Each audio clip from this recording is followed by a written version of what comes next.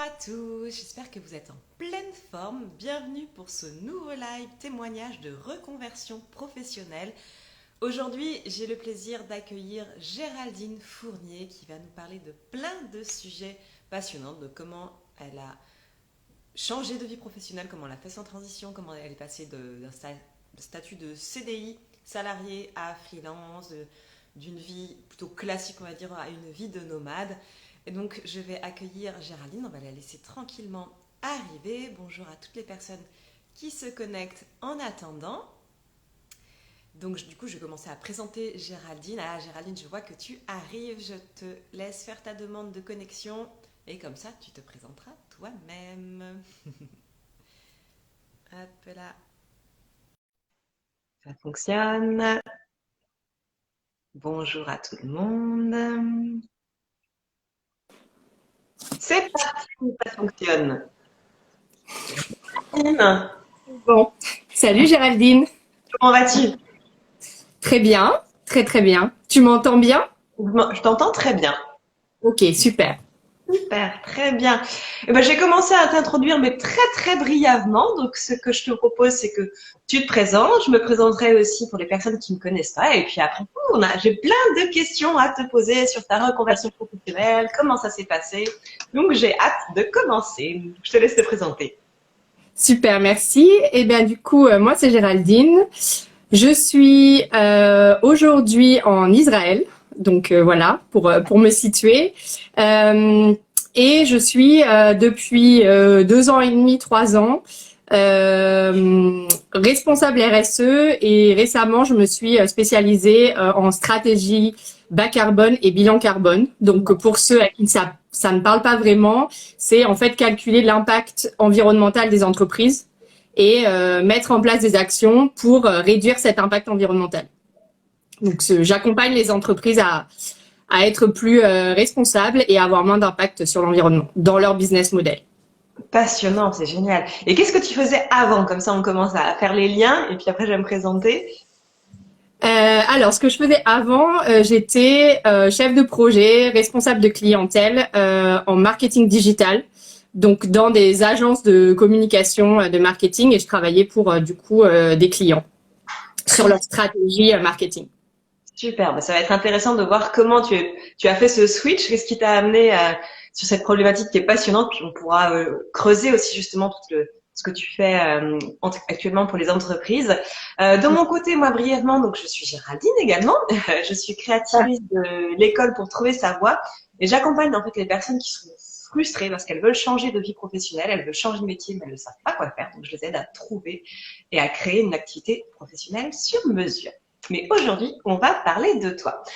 Ce que je te propose, c'est qu'on revienne justement au point de départ de ta vie professionnelle. Qu'est-ce qui t'a amené à travailler dans le marketing digital, à ce métier de directrice de clientèle? Quelles études tu as pu faire? Et voilà, pourquoi ces choix?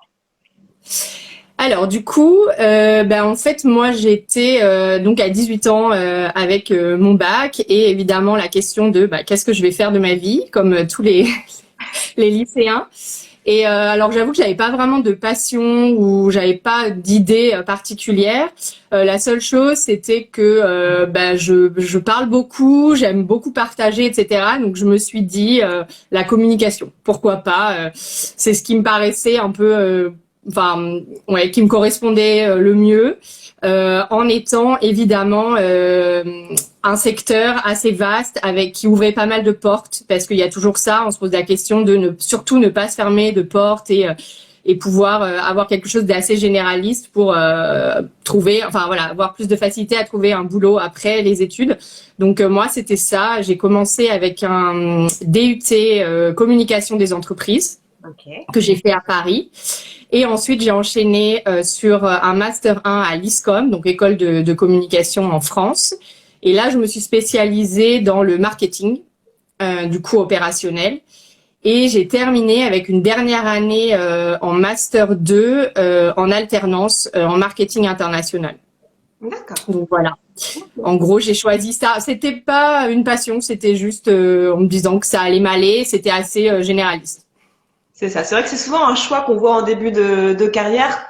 En général, quand on n'a pas de passion, et d'ailleurs c'est la majorité des personnes, hein, on n'a pas de Ouais. passion, on peut être intéressé par plein de choses, mais sans avoir vraiment cette passion qu'on peut voir par exemple chez certains artistes. Mhm. C'est vrai que c'est dans les parcours assez classiques, on se dit bon là ça pourrait me plaire, et puis ça reste assez large pour derrière pouvoir bifurquer. Donc toi, ça s'est passé comment ces premières années d'expérience dans le marketing? Est-ce que tu étais contente? Comment tu l'as vécu? Ouais, alors moi j'ai hyper bien vécu. J'ai fait du coup 7 ans, un peu plus de 7 ans en agence de communication marketing à Paris et à Londres. Donc en fait je l'ai bien vécu aussi parce que enfin c'est un comment dire, c'est un environnement qui est quand on est jeune et qu'on commence notre carrière, c'est un environnement qui est hyper stimulant en agence. Il y a le côté boulot, mais il y a aussi le côté communauté, les collègues, etc.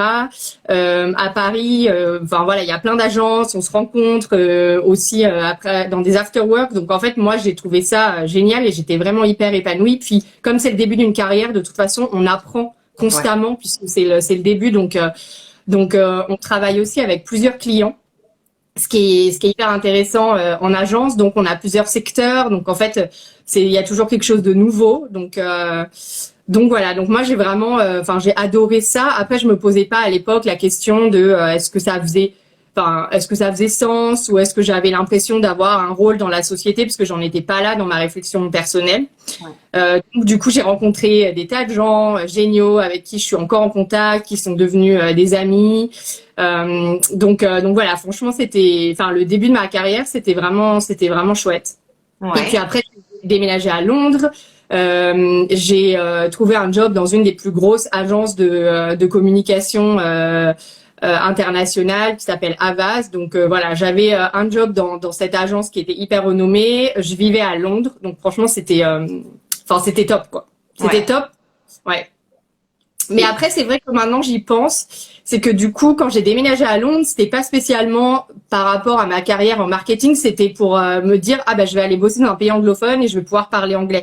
Donc c'était un peu drivé aussi par quelque chose à côté ouais. qui était ma passion pour la découverte, pour aller vivre à l'étranger parce que c'est nouveau, etc. Donc il y avait peut-être une recherche déjà de d'intensité à côté de mon boulot.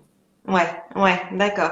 En tout cas, on sent dans les valeurs qui sont importantes pour toi ce côté nouveauté, apprentissage, renouvellement, doit être présent à mon avis encore quand tu travailles aujourd'hui, quand tu choisis tes missions.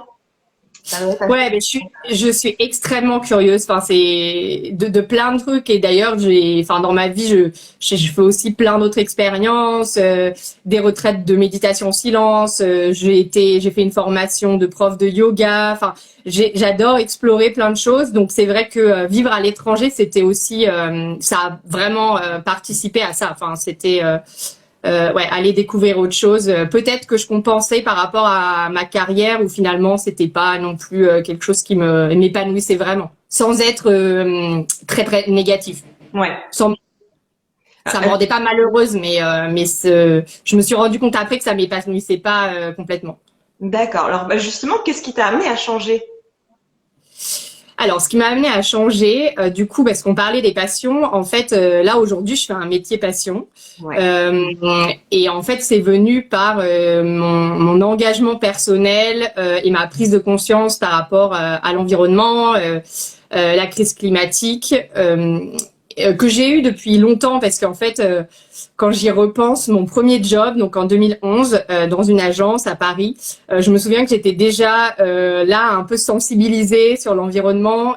On avait, enfin c'est un détail anecdotique, mais on avait des toilettes où en fait la lumière était pas du tout automatique. Il y avait des interrupteurs et en fait il y avait plein de gens qui n'éteignaient pas la lumière et je me souviens que j'avais imprimé des petites notes et je les avais collées au-dessus des interrupteurs pour dire éteignez bien la lumière. Et alors que c'était le début de ma carrière en marketing et j'avais jamais, enfin à ce moment-là j'étais déjà sensibilisée à ça, mais je me disais pas je pouvais en faire une carrière. C'est vrai qu'aussi en 2011, enfin il y avait pas beaucoup de masters sur l'environnement et c'était pas du tout ce que c'est aujourd'hui.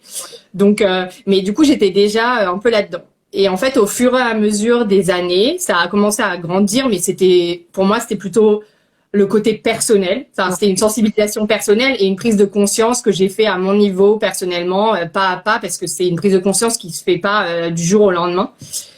Et en fait, il y a un moment, je suis arrivée à de la dissonance cognitive entre mon travail en marketing où un jour un client nous a dit OK, c'est pas notre cette tranche d'âge, c'est pas notre cible, mais il va falloir trouver un moyen de leur vendre notre produit même s'ils en ont pas besoin.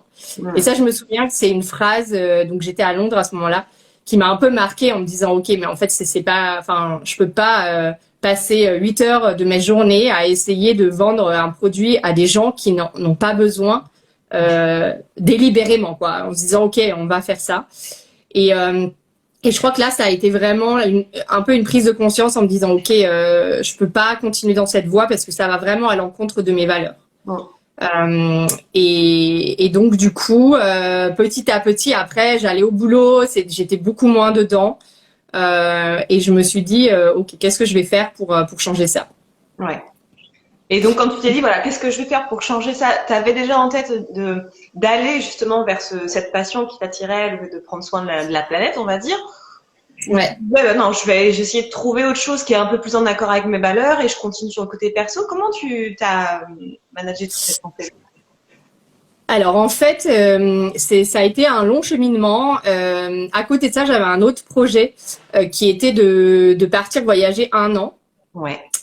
En fait, de faire un an de voyage au long cours, c'est-à-dire il n'y a pas de fin, on se laisse emporter.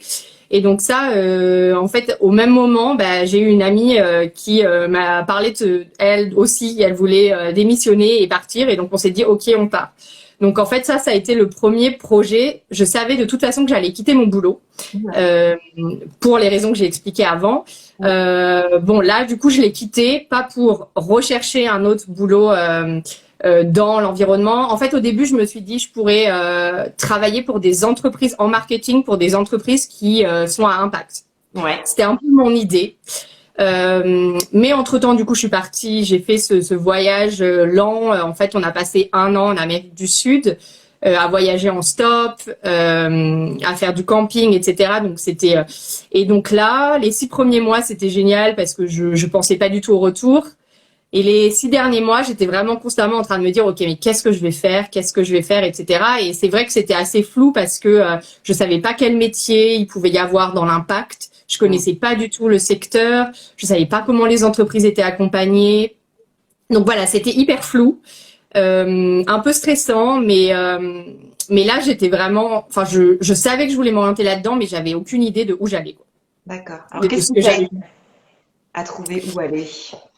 Et du coup, ce qui m'a aidé, c'est que quand je suis revenue, j'ai réussi à trouver un job chez Make Sense, qui est du coup une association, une organisation qui aide les entreprises et qui travaille dans l'ESS, donc l'économie sociale et solidaire. Ouais.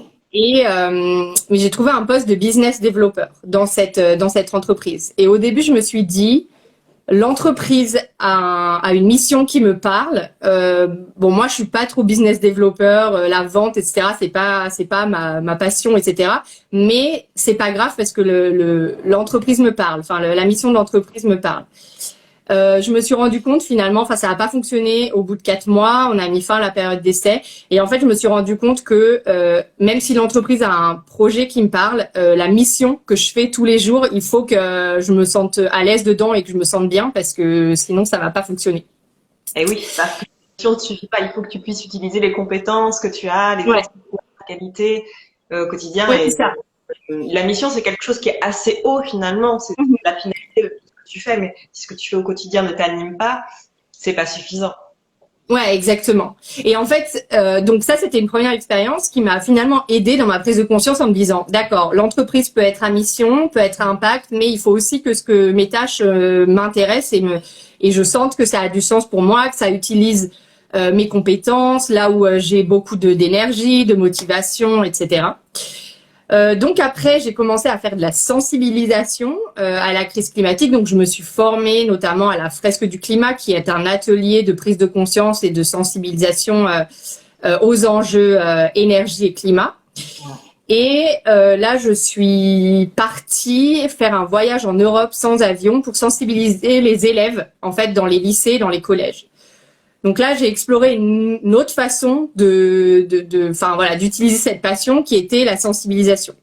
Au bout de ces 6 mois, je me suis posé la question, je me suis dit, ok, est-ce que j'ai vraiment aimé ça? Est-ce que je continue à faire de la formation en France pour les entreprises, sensibilisation, etc. Et là, je me suis rendu compte que finalement, le côté un peu one-shot, du fait qu'on vient, on sensibilise pendant une demi-journée, 2 heures, une journée, puis ensuite on s'en va, on plante des graines, mais on voit pas trop les résultats.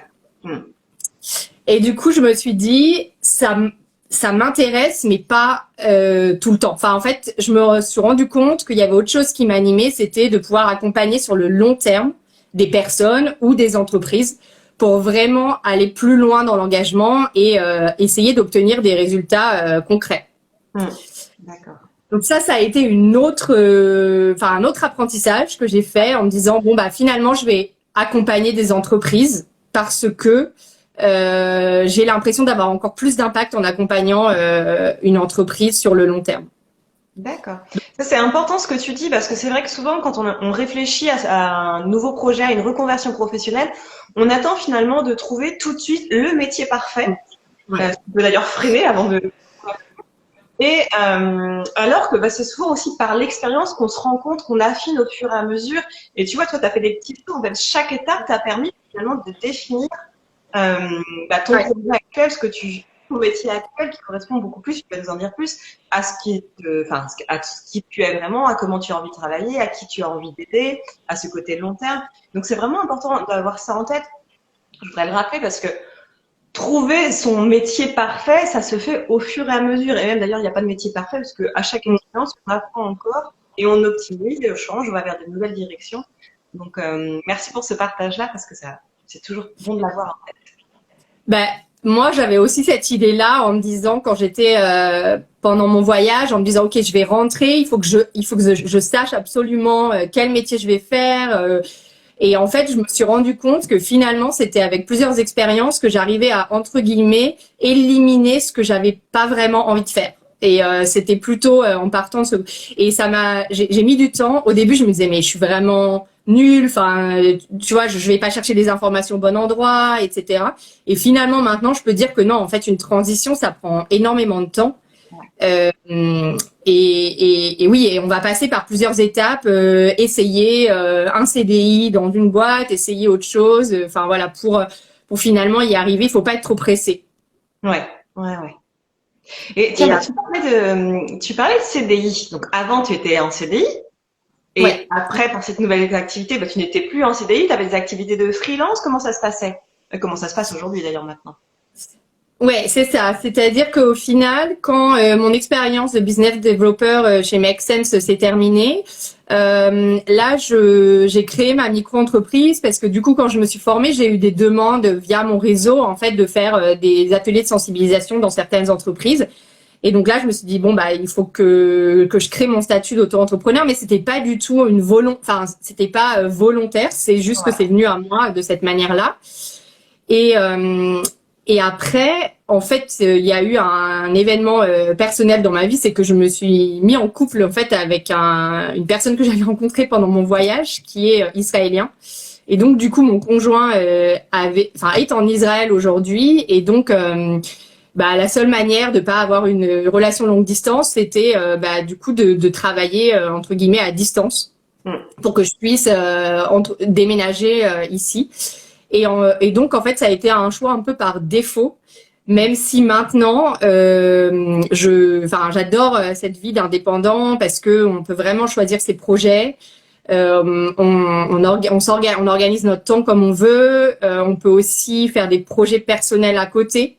Donc voilà. Mais c'est venu à moi. C'était pas vraiment un choix parce que je pense que je savais pas si j'en étais vraiment capable et j'ai pas beaucoup d'indépendants autour de moi. J'ai une amie, une très bonne amie, mais elle est indépendante, mais elle est aussi basée à Paris. Donc moi, il y a être indépendant et en plus être basé à l'étranger, donc faire aussi du distanciel. Ouais. Donc voilà, je pense que ça ajoute une difficulté en plus de la reconversion dans un nouveau métier. Je ne sais pas si je le recommande à tout le monde au début parce que je pense que c'est peut-être bien aussi de se faire un réseau sur place. Ça aide quand même pas mal. Ouais. Mais voilà, moi c'est un statut que j'aime, enfin pour l'instant qui me convient. Après, je pourrais peut-être changer, je pourrais peut-être me réengager en CDI dans une entreprise si le projet me plaît. Enfin voilà, je suis pas du tout fermée. Pour l'instant c'est ce qui me convient et c'est ce qui convient aussi à ma vie perso. Exactement. T'avais des peurs sur le fait d'être avant t'étais salarié, tu peux avoir une certaine sécurité, et puis là le fait d'être indépendante et d'autant plus avec personne d'entourage qu'il était. Comment tu l'as vécu ça? Alors, j'ai eu la chance de bénéficier du coup du chômage. Ouais. Donc ça a diminué les peurs au début, ça c'est sûr et certain. Après, je crois que comme j'ai vécu dans ma vie professionnelle, notamment 2 périodes d'essai qui n'ont pas été validées, donc en fait j'ai l'impression que on peut toujours rebondir et j'ai appris à me poser les questions de ok, c'est quoi le pire du pire. Alors après je suis consciente que je suis privilégiée aussi de me poser ces questions parce que pour moi le pire qui peut m'arriver c'est de retourner vivre chez ma mère par exemple. D'ailleurs, comme je suis aussi nomade, quand je rentre à Paris, je suis chez ma maman et ça se passe très bien et c'est une chance et une super opportunité de passer du temps ensemble. Donc c'est vrai que pour moi le pire qui peut m'arriver, c'est pas non plus une énorme catastrophe. Donc je suis privilégiée de ce côté-là. Donc je sais que ça diminue un peu les peurs. J'ai pas d'enfants, j'ai pas de prêt par exemple. Donc ce qui est un choix personnel d'avoir le moins d'engagement possible, moi m'apporte une liberté qui fait que je peux déménager dans un autre pays assez facilement. Enfin voilà, donc du coup, mais c'est vrai que je dirais aux gens quel est le pire du pire. Vraiment qui peut arriver et on se rend compte que souvent c'est pas non plus pire et qu'en plus on peut rebondir. Donc du coup voilà. Mais ça n'empêche que ça fait quand même peur. Hein, c'est pas non plus. Ouais, ça fait quand même peur. Merci Géraldine, ça c'est un exercice d'ailleurs que je propose à chaque fois dans tous les coachings, c'est vraiment faire le pire du pire. Qu'est-ce qui se passe? Et on se rend compte que de toute façon, alors déjà le pire du pire de pire, faut arriver vraiment à des extrêmes, très extrêmes, mais c'est quasiment la probabilité d'arriver là est minime. Et que dans tous les cas, on a la capacité pour rebondir. On a des talents, on a une expérience qui fait que même si ça se passe pas comme prévu, mais souvent ça se passe pas. On avait en tête, on peut jamais imaginer comment ça va se passer en fait. On a toujours de quoi rebondir, de quoi revenir sur sa précédente expérience, même si elle n'est pas extraordinaire, pour patienter et faire autre chose. Il y a toujours des moyens de retrouver une certaine sécurité, si c'est en tout cas de la sécurité financière qu'on recherche. Ouais, moi c'est vrai que je m'étais dit aussi, au pire, quand j'avais démissionné de mon CDI du coup pour partir en voyage, je m'étais dit au pire quand je rentre, si je retrouve pas un job tout de suite, je ferai un job alimentaire. Enfin, c'est vrai que j'ai des attentes. Enfin, j'ai diminué mes attentes. Et du coup, je me suis dit, tant pis, je ferai un job, je bosserai dans un magasin bio, j'en sais rien. Enfin voilà, pour pouvoir subvenir à mes besoins. Et c'est pas grave en fait parce que ça reste une période de transition. Exactement. Et ce que j'ai appris avec ça, c'est que en fait, on n'a pas besoin d'avoir une carrière linéaire en se disant, comme on nous apprend en fait à l'école surtout par exemple en agence de communication, on entre chef de projet, puis on passe responsable de clientèle, puis on passe directrice de clientèle, puis on passe directeur conseil, etc. Et en fait, on a l'impression qu'il faut qu'on suive ça avec une promotion tous les 2 ans, parce que sinon ça veut dire qu'on n'est pas hyper compétent. Changer de boîte tous les 2-3 ans, parce que pour élargir ses compétences, son réseau, etc. Et c'est censé être déjà tout tracé. Et finalement, moi, je me dis maintenant qu'il y a rien qui est tracé et qu'en fait, c'est pas grave. On peut parfois faire un pas de côté. On peut avoir été directrice de clientèle dans une agence, puis bosser dans un magasin ou dans un restaurant. Enfin, en fait, c'est pas grave tant que ça correspond à notre vie, à la place où on a envie d'être maintenant, quoi. Exactement. Et vers ce quoi on a envie d'aller. Tu l'as très bien dit, c'est est-ce que ça correspond à là où on a envie d'être aujourd'hui? Et c'est toujours la question fondamentale à se poser parce que on choisit, comme tu le disais tout à l'heure, que tu as choisi, que tu as commencé dans le marketing et ça te convenait au départ. Mais il y a un moment où justement, parfois, se gravir les échelons, ça fait plus de sens pour nous parce que on est passé à autre chose. Enfin, l'être humain évolue et donc c'est normal de changer, d'accepter cette évolution. Et il y a aussi des personnes pour qui le changement, il est très rapide. Ça peut être tous les 6 mois, ça peut être tous les 2 ans. Pour d'autres, ça va être tous les 20 ans. Mais c'est important d'accepter ça, que finalement, on a tous notre propre temporalité et on a le droit aussi de changer et d'écouter son intuition et de savoir où est-ce qu'on veut aller. Et c'est toujours important de savoir où est-ce qu'on veut aller. Est-ce que l'entreprise pour laquelle on travaille va dans la même direction que celle qu'on veut aller? Et c'est hyper intéressant parce que j'avais vu un mème une fois sur Instagram qui disait, c'était une personne qui disait à son amie, ah mais t'as changé. Enfin, parfois on peut se dire, et en fait elle répondait, bah oui c'est normal. Et en fait c'est vrai que c'est un peu bizarre de dire, ah bah t'as changé, comme si c'était négatif, alors qu'en fait c'est plutôt positif parce que on évolue, on a des périodes de vie. Alors pour moi, c'est un peu tous les 10 ans. Enfin, c'est-à-dire qu'entre mes 20 et 30 ans, j'étais dans une certaine période de ma vie. Là, j'ai 35 ans, donc je suis dans ma trentaine et c'est là où j'expérimente beaucoup plus de choses. Je me sens beaucoup plus épanouie. J'ai beaucoup moins peur du regard des autres. Donc, en fait, ça me permet de me dire, si je change de métier, si ça rate, tant pis, c'est pas grave. Je trouverai un moyen de rebondir. Et c'est vrai que ce changement de carrière, j'ai énormément appris sur moi. J'ai jamais autant appris sur moi qu'en essayant de m'écouter par rapport à ce qui me rendait heureuse et ce qui m'épanouissait. Et comme tu dis, moi maintenant, je me suis dit tous les ans, je vais me poser la question, est-ce que je suis là où j'ai envie d'être maintenant, autant professionnellement que personnellement. Donc le boulot, le partenaire avec qui on partage notre vie, notre entourage, l'endroit où j'habite, et de me dire si c'est oui, tant mieux, on continue encore un an et puis on verra dans un an.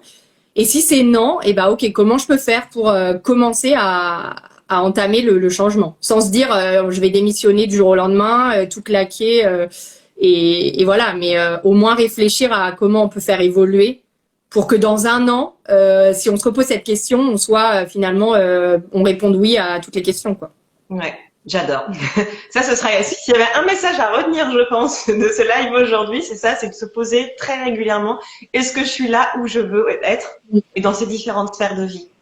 Et là, on est sur un témoignage, l'objectif aujourd'hui, c'est de parler de reconversion professionnelle, mais c'est aussi, est-ce que mon métier me permet d'être là où je veux dans mes différentes sphères de vie? Qui me permet de vivre où j'ai envie de vivre? Est-ce qu'il me permet d'avoir la vie de famille que j'ai envie d'avoir? Est-ce qu'il me permet d'avoir la vie que j'ai envie d'avoir? Parce que tout est interconnecté, c'est important de se poser à tous ces niveaux-là. Ouais, tout à fait. Et donc, alors toi, aujourd'hui, concrètement, on va creuser un petit peu, qu'est-ce que tu fais? Parce que peut-être qu'il y a des entreprises là qui t'écoutent, qui se disent, si j'ai envie de travailler avec Géraldine, mais qu'est-ce qu'elle propose? En quoi ça, ou d'autres personnes qui cherchent des idées de métier, mais tiens, qu'est-ce que ça pourrait me plaire? Dis-nous un petit peu plus sur ce que tu fais au quotidien, en quoi ça consiste. Et du coup, ce que je fais au quotidien, donc maintenant, je suis consultante pour les entreprises. Donc, en fait, j'accompagne les entreprises à réduire leur impact environnemental. Donc, tout d'abord à le mesurer, parce que c'est le premier pas quand on veut réduire son impact. Il faut déjà le mesurer pour savoir où on en est. Et puis ensuite, on met en place des actions ensemble pour faire évoluer l'entreprise et réduire son impact environnemental. Alors, l'impact environnemental, c'est principalement les émissions de gaz à effet de serre. Donc, ça passe par exemple, le bilan carbone. On calcule ses émissions et on essaye de les réduire. Mais après, il y a aussi d'autres côtés, son impact sur la biodiversité, son impact sur la pollution, son impact aussi sur notre communauté, sur le tissu local autour de nous, sur nos collaborateurs, sur nos clients, sur les clients des entreprises, les collaborateurs des entreprises. Donc voilà, et je les accompagne, en fait, ça peut être du one shot, ça peut être ça peut être un peu un diagnostic pour voir où est-ce qu'elles en sont et avec des préconisations et leur donner un peu une ligne directrice. Ou alors, je les accompagne sur le plus long terme pour vraiment les aider à mettre en place les actions parce que souvent, c'est un sujet qui est un peu nouveau. Qui n'est pas présent encore dans toutes les entreprises. La responsabilité sociétale, justement, des entreprises, impact environnemental et l'impact social, en fait, que une entreprise a sur la société. Et du coup, il y a des entreprises qui n'ont pas de personnes en interne dédiées. Parce que, en plus, elles n'ont pas forcément besoin de quelqu'un à temps complet. Notamment pour les TPE, PME, il n'y a pas forcément besoin de quelqu'un à temps complet. Donc moi, je suis consultante externe et je viens prendre ce rôle-là temporairement dans l'entreprise. Ça peut être quelques jours par mois, un jour par semaine. Ça dépend des besoins, ça dépend de l'engagement. Parce que une entreprise qui s'engage, elle va toujours commencer petit et c'est normal parce que on fait pas non plus un virage à 360 degrés d'un coup. Donc on commence par des petites actions et puis au fur et à mesure on a plus de prise de conscience et on devient de plus en plus ambitieux parce qu'on est confiant, on a conscience qu'il faut agir assez rapidement quand même. On n'a pas non plus 15 ans devant nous là pour commencer pour se rendre compte qu'il faut réduire notre impact sur la planète. Donc du coup, je les aide dans la prise de conscience et surtout dans le passage à l'action. D'accord. Et tu travailles avec quel type d'entreprise ?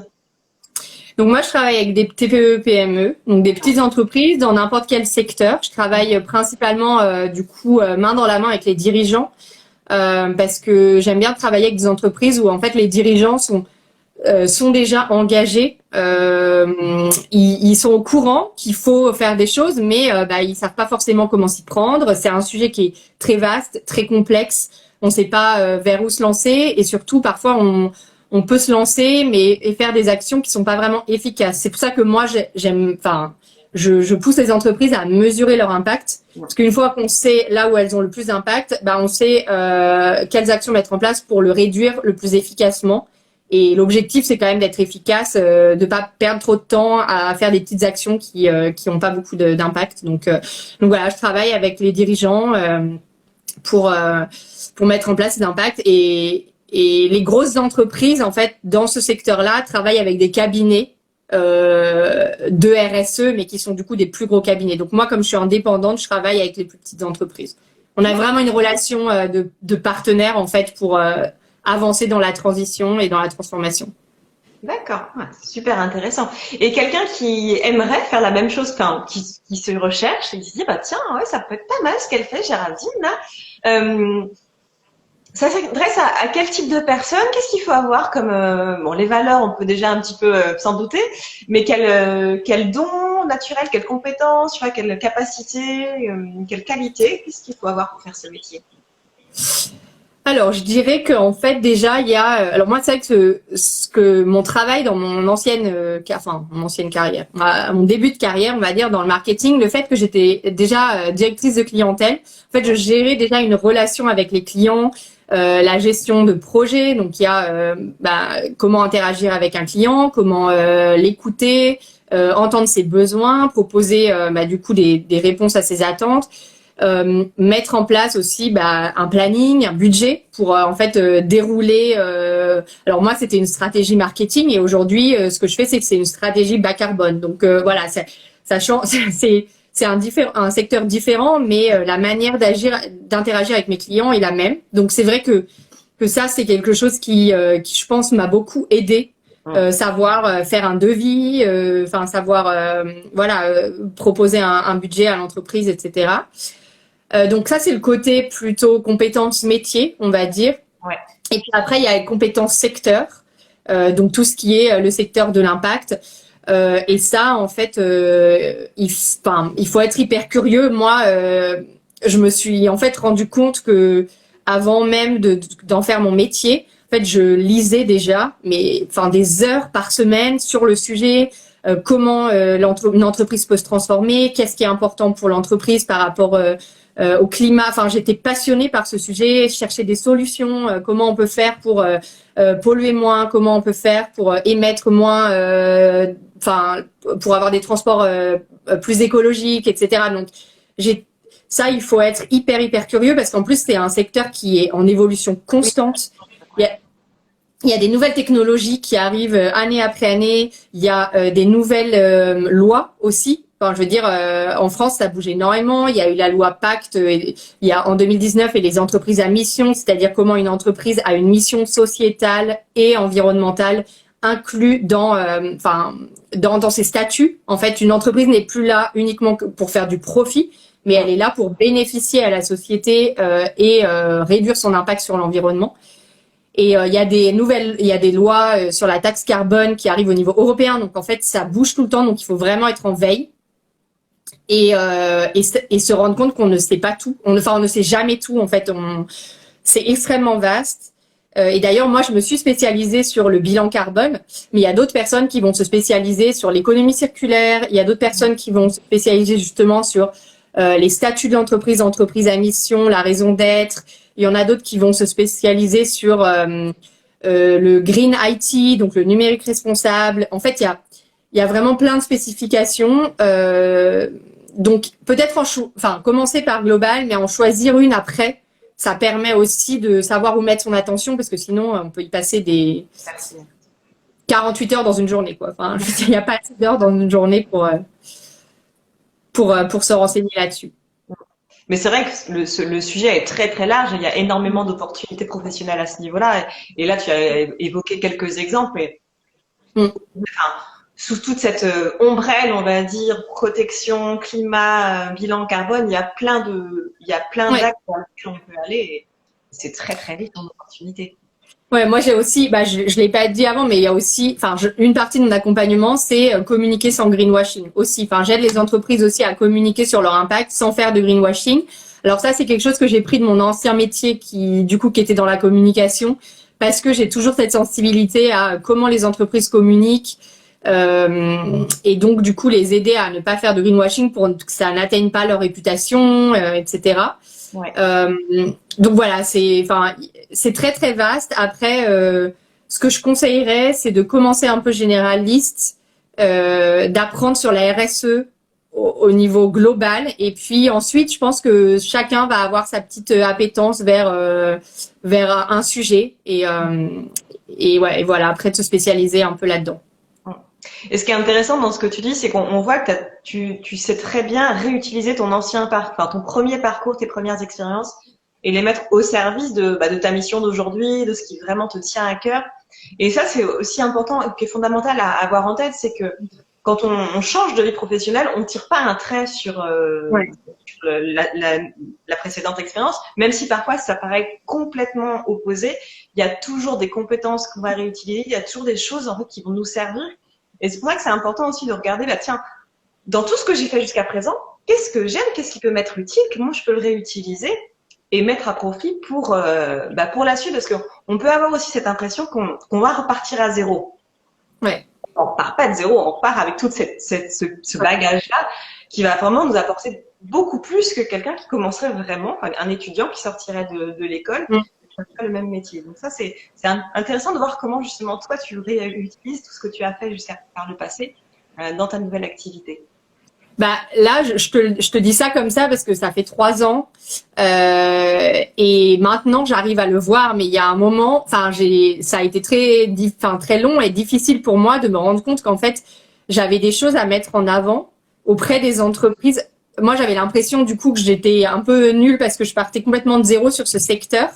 Donc ça m'a pris un peu de temps pour gagner confiance en moi. Je pense que j'aurais pu aller plus vite si j'avais été peut-être accompagnée, tu vois, en disant ok, alors en fait fais la liste des compétences que tu as déjà, que tu as acquises et qui sont des compétences métiers dans l'accompagnement aux entreprises. Et c'est vrai que maintenant, depuis pas si longtemps que ça, j'arrive à me dire, quand je parle à mes clients, leur dire non mais en fait je mets en avant ça et ça et ça parce que j'ai pas une expérience de 3 ans, en fait, j'ai une expérience de 10 ans parce que j'ai fait 7 ans avant mais au début, j'avais pas du tout conscience de ça. J'avais pas du tout conscience, j'avais l'impression que j'avais perdu 7 ans, que je rejetais complètement le marketing parce que ça me correspondait plus du tout ouais, c'est quelque chose que en fait c'est bien quand on se dit, OK, on change, de faire la liste de ses points forts de notre métier actuel. Et ça, se dire que ça va nous servir pour la suite. Ouais. Mais Et c'est pas, ouais. ouais, parce que ce que tu disais, c'est, on le voit souvent justement quand on change de métier, parce que vraiment, il y a un moment où il peut y avoir un rejet. Mhm. Toi, tu voyais que tu avais eu cette phrase-là que tu n'avais pas supporté, le fait de dire, bah non, on va essayer de leur vendre un truc alors qu'ils n'en ont pas besoin. Et parfois, Ouais. justement, il y a un moment où la saturation, elle se fait petit à petit, puis il y a un moment, pouf, on n'en peut plus et on a cette tendance à tout rejeter en bloc. Mm. Et c'est important justement dans ces étapes de transition de dire, OK, ça je rejette parce que vraiment c'est plus du tout aligné avec moi, mais il y a toute une partie quand même que je veux garder. Mm. Et de savoir qu'est-ce qu'on veut garder, tu vois. Est-ce que c'est le rythme de vie? Est-ce que c'est des compétences? Est-ce que c'est le secteur dans lequel je travaille? Enfin, il y a plein de choses parce que ça donne cette confiance. Tu vois, tu parlais de confiance. Ça donne cette Mm. confiance dans le choix qu'on fait et aussi si on change complètement de secteur, de se dire, bah oui, j'ai quand même les capacités. Même si je débute dans ce secteur-là, j'ai des capacités, j'ai une Ouais. expérience qui est là et qui me permet d'être compétente en fait dans ce nouveau métier que Ouais. j'aborde. Ça aide beaucoup, je trouve, pour le syndrome de l'imposteur, parce que, alors, je pense que le syndrome de l'imposteur, on l'a un peu toujours. Enfin, je veux dire, ça dépend. Enfin, dès qu'on change d'environnement, Ouais. même en restant dans une même carrière, changer de boîte, bah, on est nouveau quelque part, donc ou avoir une promotion, donc on peut toujours l'avoir. Mais c'est vrai que moi, je l'ai eu pendant pas mal de temps. Alors, je l'ai encore de temps en temps, mais je pense que pour réduire un peu ce syndrome de l'imposteur qui peut être très fort au moment d'une reconversion, c'est vraiment bien de se dire non mais en fait je suis légitime pour accompagner les entreprises, même si c'est un secteur qui est nouveau pour moi, parce que bah, j'ai fait ça avant pendant 7 ans, donc en fait je suis légitime. Et puis tout le monde apprend des nouvelles compétences. Enfin, je veux dire, dans n'importe quel secteur, il faut apprendre de nouvelles compétences et ça, tout le monde est capable d'apprendre des nouvelles compétences. Donc c'est vrai que ça aide. Mais j'ai rejeté le marketing en bloc. Enfin, j'ai eu une période où je rejetais complètement ça. Et puis finalement maintenant je me dis bah non, ça m'a aidé. Et puis ça aide encore certaines entreprises aussi qui communiquent sur leur impact. Donc tout n'est pas à jeter, quoi. Exactement, tout n'est pas ajouté.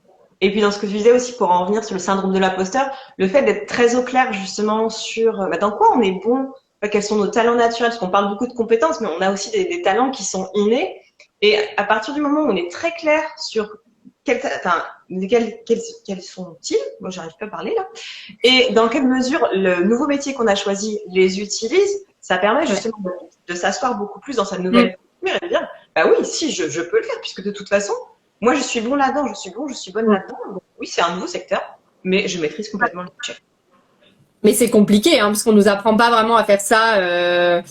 Ne serait-ce qu'à l'école, même enfin dans nos métiers, etc. Dans notre vie professionnelle, on fait pas beaucoup de bilan de compétences en se disant ah ok, quels sont mes points forts, quels sont mes points faibles, Ouais. quelles sont les tâches qui me prennent beaucoup d'énergie. Enfin ça je me suis aussi rendu compte on a des tâches qui nous prennent beaucoup d'énergie. Et si ça représente plus de 50% de ce qu'on fait dans la semaine, en fait, on draine notre énergie et du coup, on est, entre guillemets, enfin, on a moins de motivation, etc.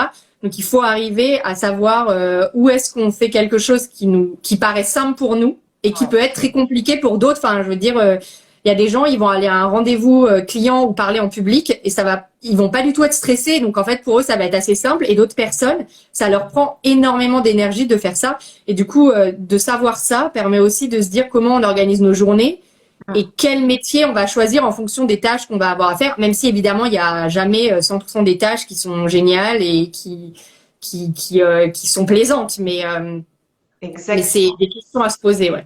Exactement, c'est très très juste. Qu'est-ce qui nous donne de l'énergie? Et comme tu dis, il n'y aura jamais un 100%, mais qu'au moins 80% de nos tâches quotidiennes nous donnent notre énergie. On est toujours dans cette logique de 80-20 de la loi de Pareto là.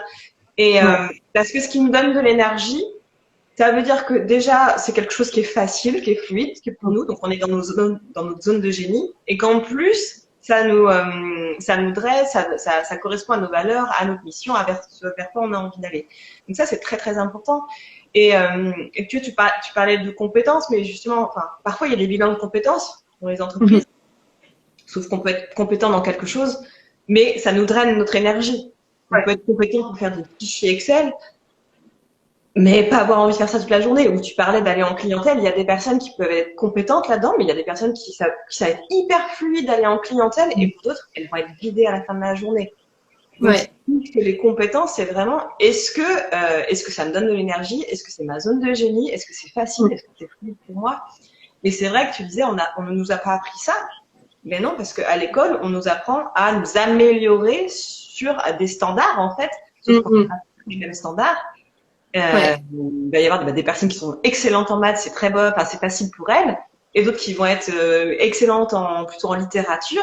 Mais on va demander à ces mêmes personnes de viser le 20, alors qu'il y a beaucoup les mêmes envies derrière.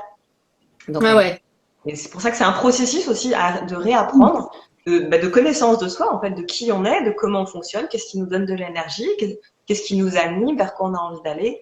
Et comme tu le disais tout à l'heure très justement, où est-ce que j'ai envie d'aller et où est-ce que je suis à ma place aujourd'hui? C'est sûr que, enfin moi en tout cas, cette reconversion, aujourd'hui, je suis complètement alignée et hyper heureuse, mais je sais que ça change tout le temps. Donc j'ai accepté aussi que c'était un processus de mouvement permanent. Mais j'ai jamais autant appris sur moi. Je me suis jamais posé autant de questions parce qu'on est forcé à se poser des questions. Donc c'est un peu inconfortable, mais surtout que moi je l'ai fait toute seule. Donc je pense que ça a pris peut-être un peu plus de temps que de pouvoir en parler aux autres. Et puis j'ai pas beaucoup partagé parce que j'avais personne de mon entourage qui était dans le même processus que moi. Donc j'ai tout gardé pour moi, j'ai fait mon petit bout de chemin, donc voilà, avec des hauts et des bas, mais après c'est vrai que quand on est aligné, c'est génial quoi, c'est vraiment on a une énergie et une motivation qu'on n'aurait pas pensé. Ouais. Alors justement, qu'est-ce que tu conseillerais toi aux personnes qui par rapport à ton expérience, qu'est-ce que tu referais de la même manière ou qu'est-ce que tu referais différemment? Quelqu'un qui se cherche aujourd'hui, qui envisage de changer de vie professionnelle, qu'est-ce que tu lui dis? Alors moi, je dirais faut accepter que ça prenne du temps. Donc ça, il faut se déculpabiliser sur le fait que ça va prendre du temps, etc. Et c'est pas parce que ça prend du temps qu'on va pas y arriver et que qu'il y a rien d'autre qui nous correspond et du coup de baisser les bras. Non, il y a forcément quelque chose qui nous correspond. On va forcément arriver à trouver. Mais voilà, faut s'interroger. Et je conseillerais aussi de beaucoup lire à côté, de se renseigner. De regarder, moi je sais que LinkedIn ça m'a énormément aidé à aller voir les profils des gens, à suivre des personnes qui du coup étaient déjà dans la RSE pour pouvoir voir quels étaient leurs types de missions. Maintenant il y a pas mal de webinaires qui se font sur plein de nouveaux métiers, ou sur donc c'est vrai que les gens partagent beaucoup plus leur expérience. Donc je dirais d'aller voir un peu ce qui se passe pour se rendre compte, parce qu'il y a plein de choses à prendre en compte et je me dis que comme on dit, il y a le nouveau métier, mais il y a aussi ce que ça va impliquer et est-ce qu'on est OK avec ce que ça va impliquer comme changement de vie, parce que parfois on peut se dire ça a l'air d'être génial la RSE ou l'impact parce que ça a du sens, mais c'est pas, tout n'est pas rose, etc. Donc je pense qu'il faut prendre le temps. Je pense qu'il faut prendre le temps. Ouais. Il y a trois clés qui sont vraiment importantes dans ce que tu as dit, le fait de prendre le temps, en effet. Ça prend du temps de se connaître, de préparer aussi la suite. Hein. Parfois, il faut se former, parfois, il faut mettre un peu d'argent de côté. Ça nécessite une préparation. Tout le côté de lecture aussi, ça c'est vraiment important. Quand on cherche, parfois on veut chercher, trouver. On veut trouver. Mais il faut juste aussi cette opportunité de lire plein de choses, de regarder les documentaires, d'écouter les conversations des gens et d'être à l'affût, de se dire tiens là ça a l'air pas mal. Quand est-ce qu'on se dit qu'on sent qu'il y a ce petit regain d'intérêt, parce que là-dedans il y a toujours des petits indices, des pépites à aller chercher et d'aller creuser ces sujets-là. Et ça peut être en effet comme sur LinkedIn, les webinaires, il y a plein de sources maintenant avec les médias, il y a des multiples sources par rapport à ça. Et j'en ai oublié le troisième point que tu disais. sur lesquels je sais rebondir. Oui, si. De confronter, une fois qu'on est à peu près clair, enfin qu'on a repéré une piste, d'aller confronter cette piste à la réalité. Parce que l'image qu'on peut avoir d'un métier et sa réalité, il peut y avoir un grand écart. Donc, dès qu'on sent qu'on est intéressé par quelque chose, on ne pas hésiter à aller rencontrer des personnes, à aller échanger, à faire des stages d'observation, vraiment vérifier que ça nous convient. Parce que... Ouais, c'est ça. Et en fait, enfin moi, j'avais l'impression que quand j'ai quitté mon CDI et que j'étais en voyage, que ça allait me tomber dessus, genre j'allais avoir une illumination. Ah ok, je sais que je veux faire ça et je vais le faire comme ça, etc. Et en fait, pas du tout. Comme tu dis, il y a des petites choses. Ah mais ça j'aime bien. J'aime bien être entourée d'entreprises, enfin de gens quand je travaille. Non, je préfère être un peu plus seule. Je préfère accompagner des grosses entreprises, des petites entreprises, des solopreneurs, des particuliers. Enfin voilà, il y a plein de choses et c'est vrai que ça tombe pas du ciel. Mais c'est normal, c'est parce qu'on apprend à se connaître en même temps dans la recherche d'une nouvelle carrière. On apprend aussi à se connaître nous, donc du coup, ouais, c'est multiplier. Enfin, soyez hyper curieux et multiplier dès que vous pouvez essayer. Enfin, je veux dire, moi, j'ai fait aussi du bénévolat à côté. J'ai fait des ateliers de sensibilisation. Enfin, voilà, franchement, essayez plein de choses dans le domaine vers lequel, vous pensez aller, qui vous intéresse, pour avoir le plus d'expérience possible. Ça va aider ensuite à cibler celle qui nous correspond le mieux. Ouais, et même essayer des choses qui n'ont rien à voir. Parce que parfois, moi, c'est ce que je leur demande, je propose toujours, c'est vraiment de tester plein de nouvelles activités. Même celles qui, a priori, ne nous plaisent pas, parce qu'il y a toujours quelque chose à apprendre, on peut avoir de très bonnes surprises. Et je prends souvent cet exemple-là d'une amie qui a testé le yoga, parce qu'elle sentait qu'elle en avait besoin pour ralentir le burn-out qui arrivait. Et en fait, elle s'est reconvertie comme prof de yoga. Donc, tu vois, alors moi j'ai l'expérience, du coup par rapport au yoga aussi, c'est-à-dire que je faisais du yoga depuis déjà pas mal d'années et du coup au moment où j'avais démissionné, donc j'avais du temps libre et en fait je m'étais dit pendant mon voyage, j'ai passé un mois à faire du yoga quasiment tous les jours et je me suis dit je vais tenter d'aller me former à professeur de yoga. Donc j'ai fait la formation professeur de yoga pendant un mois intensif, etc. Et en fait, je me suis rendu compte que, je savais pas si je voulais en faire un métier ou pas, mais c'était vraiment une expérience, en apprendre sur moi, apprendre sur ma pratique, etc. Et après, je me suis dit, non, mais en fait, prof de yoga, il faut donner des cours le matin hyper tôt. Le soir hyper tard, le midi, le samedi, le dimanche aussi, parce que les gens ils font pas du yoga. Il y en a certains, mais bon, à 15h un mardi après-midi parce qu'ils sont au boulot. Et en fait là, je me suis dit non mais ce rythme de vie, en fait là, ça me va pas parce que moi je suis pas du matin, donc déjà ça va être compliqué. Le soir, c'est pareil, j'ai pas forcément envie de faire un cours de 20h à 21h ou à 22h. Et donc là, c'est quelque chose où je me suis dit en fait la réalité du métier, même si j'adore le yoga et j'adore enseigner et j'enseigne à certaines de mes amies de temps en temps et j'exclus pas du tout le fait de pouvoir enseigner de temps en temps, faire une retraite, une journée, etc. Mais pas mon métier principal parce que le format ne me convient pas. Le format horaire ne me convient pas en fait. Et ça, c'est aussi quelque chose où je me suis rendu compte après avoir testé. Alors après, c'était pas une implication énorme de faire un mois de training. C'est pas non plus un investissement financier, etc. Mais voilà, j'ai cet exemple-là de me dire, moi, ça ne m'allait pas. Ça te convenait pas. Parce que après, je pense qu'il va y avoir aussi d'autres raisons qui te convenaient pas. Parce que dans ce cas-là, moi, ce que je conseille toujours, c'est, OK, là, ça te convient pas sous cette forme, mais dans quelle mesure tu pourrais l'adapter pour que ça te convienne. Ça aurait pu être très bien de faire des cours en ligne disponibles, d'avoir une plateforme. Dans ces cas-là, il y a des solutions qui se mettent en place. Mais je pense que ça allait au-delà de ça. C'était juste pour dire aux personnes que dans cette étape de confrontation à la réalité, si dès le départ on se rend compte que non, finalement ça va pas, mais quand même creuser derrière. OK, là ça va pas, mais dans quelle mesure je pourrais ajuster ce métier-là pour que ça me corresponde plus. Et là, vraiment ça va pas, on met à la poubelle.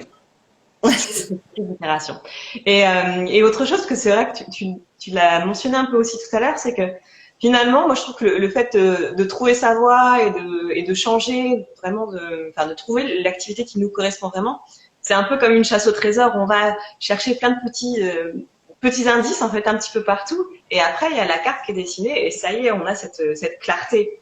Mais comme tu dis, ça ne tombe pas comme ça dessus puis un jour avec une révélation. Non, non.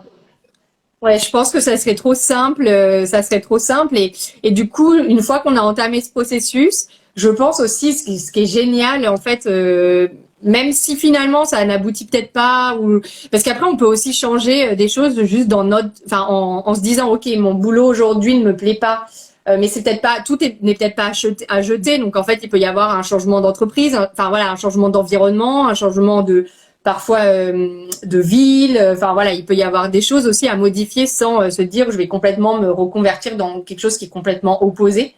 Ouais. Mais comment faire cette recherche, c'est hyper intéressant, et je trouve que ça ouvre les champs du possible, parce que moi maintenant je me dis bon bah je l'ai fait une fois, ça se trouve dans 15 ans je referai, enfin je serai dans un autre processus et je ferai aussi autre chose, et même si finalement on change pas de carrière, par exemple, ne serait-ce que ce processus-là de savoir comment on se sent et qu'est-ce qui fait qu'on n'est pas vraiment épanoui, c'est hyper enrichissant. Enfin, c'est exactement. Ouais. Hyper intéressant. Et comme tu le dis, parfois le changement, c'est pas un changement radical de métier, c'est juste changer d'entreprise, ou c'est peut-être demander en fait à travailler de chez soi plutôt que d'aller au bureau tous les jours. Les ajustements, ils peuvent être minimes. Ouais. Vraiment, et c'est pour ça que c'est important de faire ce travail d'introspection et de savoir mais qu'est-ce que je garde et qu'est-ce que je jette. Et là, ouais, exactement. Elle se fait en douceur. Je regarde l'heure parce que je pense que waouh, oui, ça fait déjà quasiment 1 heure, ça passe vite. On pourrait encore parler de plein d'autres choses. S'il y a des questions dans le chat, dites-nous. Je vois Elsa qui est là. Coucou, et là, oui, Elsa, justement, qui a fait sa grande reconversion, ça y est. Ouais, ouais, le plaisir d'interviewer. Donc, pour les personnes qui voudront regarder le live d'Elsa, il est sur le compte aussi. J'ai vu qu'il y avait Héloïse aussi qui est venue tout à l'heure, donc qui fait aussi en reconversion. Exactement, ouais, il y a plein de personnes en reconversion, c'est génial ici. Quel serait ton mot de la fin pour conclure Alors, mon mot de la fin, peut-être pour les personnes qui seraient intéressées par le secteur de l'impact, enfin voilà, de la responsabilité sociétale des entreprises, donc la RSE. Franchement, si vous sentez que ça vous parle vraiment, allez-y, parce que on a besoin de monde. Il faut je veux dire, il y a de plus en plus d'entreprises qui ont besoin de ça, qui ont besoin d'être accompagnées, parce que de toute façon, toute la société doit se transformer. Donc voilà. Après, quand même, voilà, se renseigner avant, parce que c'est pareil, c'est pas juste c'est génial, ça a du sens, etc. C'est aussi un métier qui est très prenant, qui on va dire qui est vraiment un métier passion, donc ça impacte aussi un peu notre vie privée. Enfin, je veux dire, moi j'y pense constamment, parce que voilà, la crise climatique c'est un sujet lourd aussi, donc voilà, je pense qu'il faut prendre le temps, mais si vous arrivez à la suite d'une introspection, d'un bilan de compétences, etc., à vous dire ok, c'est la voie qui est faite pour moi, allez-y, parce que voilà, on a besoin de monde, et puis c'est vrai que voilà, c'est concret, on agit et on a de l'impact, donc c'est passionnant. Merci Géraldine. Alors si on veut te contacter, que ce soit pour travailler avec toi ou pour te poser des questions justement sur ton métier, comment on peut te joindre? Alors, on peut me joindre sur mon compte Instagram. Après, au niveau professionnel, c'est vrai que moi je suis présente sur LinkedIn. Ouais. Je partage pas mal de contenu sur l'impact des entreprises, sur comment on peut agir, quelles sont les actions simples, un peu plus compliquées. Donc voilà, venez me voir sur LinkedIn, donc Géraldine Fournier, mais peut-être que tu mettras le lien, voilà.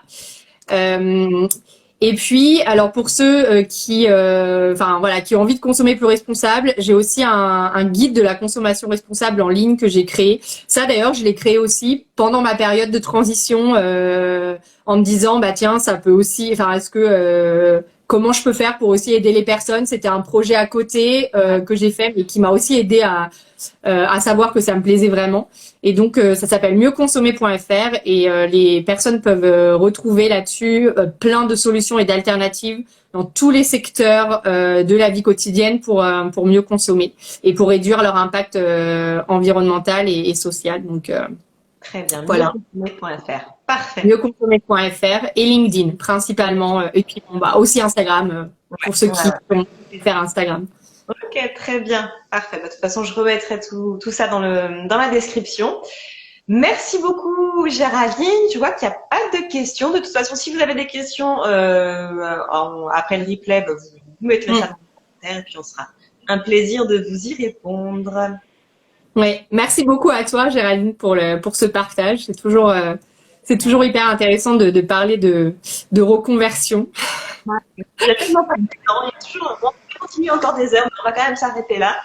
Oui, merci beaucoup. Merci à tous. Et puis, très belle journée et à bientôt. À bientôt!